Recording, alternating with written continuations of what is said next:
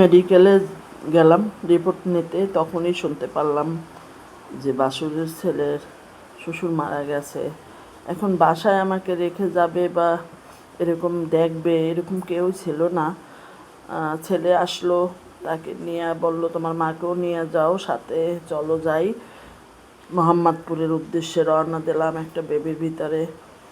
না গেলেই হয় না এমন একটা জায়গা, কিন্তু আমার অবস্থা কীরকম আপনারা নিজেরাই চোখে দেখুন।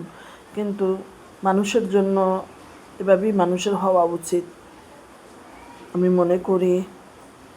শুধু আমার অসুখ দেখলেই হবে না, আমার তো ইচ্ছা যে ওদেরকে দেখি। মোহাম্মদপুর এসে পৌঁছলাম,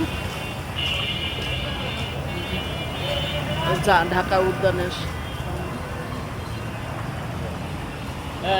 অপেক্ষা করতেছি। আমরা তো হাজির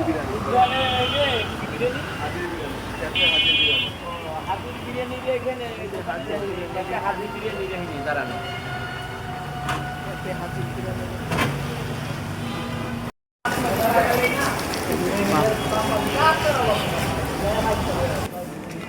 মোহাম্মদপুর এলাকার রাস্তা,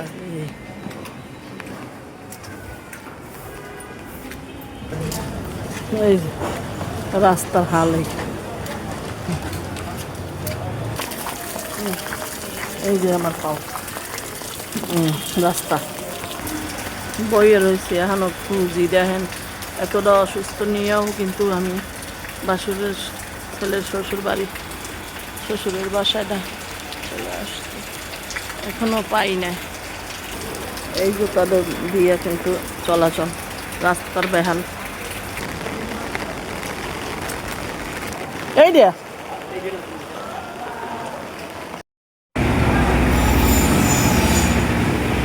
ওখান থেকে এসে একটু খাওয়া দাওয়া করলাম রেস্টুরেন্টে, ওখানে কিছুই খেলাম না। যাও আপনারা ভিডিওটা দেখবেন। আর ভিতরে এমন একটা অবস্থা যে ভিডিও নেওয়ার মতন পজিশন ছিল না।